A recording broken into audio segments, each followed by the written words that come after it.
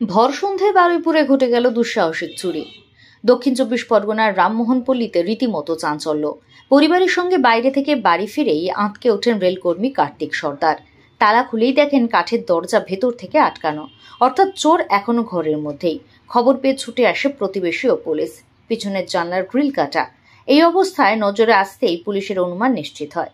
দোতলা বাড়ির প্রতিটি ঘর তন্ন তন্ন করে খুঁজেও কাউকে পাওয়া যায়নি, কিন্তু তার আগেই লন্ডভন্ড 4টি আলমারি, ভাঙা প্রতিটি লকার। গৃহকর্ত্রী জানান খোয়া গিয়েছে 40 থেকে 50,000 টাকা আর সোনার গয়না। এর আগেও চুরি হয়েছিল এই বাড়িতে, তাই স্বাভাবিকভাবেই আতঙ্কে স্থানীয়রা। প্রশ্ন উঠছে, এরপর কি আর নিশ্চিন্তে বাড়ি ফাঁকা রেখে বাইরে যাওয়া যাবে? পুলিশ তদন্তে নেমেছে, খতিয়ে দেখা হচ্ছে সিসি ক্যামেরার ফুটেজ। তবুও বড় প্রশ্ন, বারুইপুর কতটা নিরাপদ? আমি শুনলাম যে আমাদের এরকম গিল কেটেছে। আমার হাজবেন্ড এলো, এসে আমাকে ফোন করলো যে এরকম গিল কেটেছে। ও বাইরের দিকে সব তালা টালা দেওয়া, পাশে গিল কেটেছে, কেটে ঢুকেছে।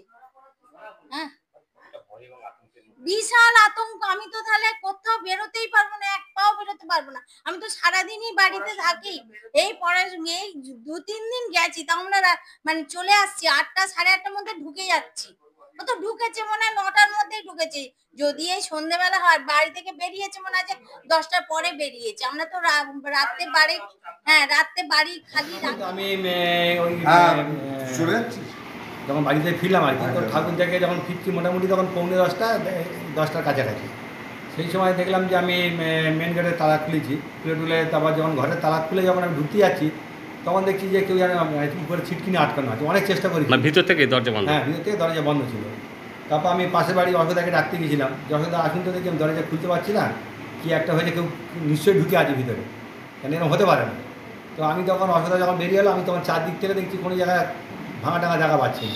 সিসি ক্যামেরাও দেখছি কোনো জায়গায় ভাঙা টাঙা নেই। তারপর যখন পিছন দিকে গেলাম, দেখি দরজা বন্ধ আছে। তো আমার যে দরজা ছিল কাঠের দরজা, অতটা দেখলে প্রায় 1/2 ইঞ্চি গ্যাপ হলে কেন, ওটা তো পুরোপুরি পেস্ট হয়ে থাকবে। ওটা যখন আমি খুললাম, তখনই দেখলাম যে গ্রিল ফিলগুলো কাটা, পিছনে জানলা। পিছনে জানলা। তারপর আমরা করলাম আর কি, এখান থেকে কল করলাম, ইনফরমেশান দিলাম, আপনার সঙ্গে চলে এলেন। হ্যাঁ, ইভেন আমি লালবাজারেও বলেছিলাম আর কি এর ব্যাপারটা। তো আপনারা এলেন, এসে দেখলেন সব কিছু।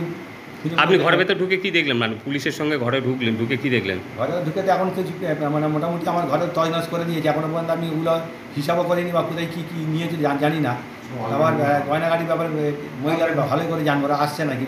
হ্যাঁ, ওরা বালিগঞ্জ থেকে ফিরছেন, ওরা এলে ওরা বুঝতে পারবেন যে কী গেছে না গেছে, হ্যাঁ, কতটা কী ক্ষতি হয়েছে না হয়েছে। কতটা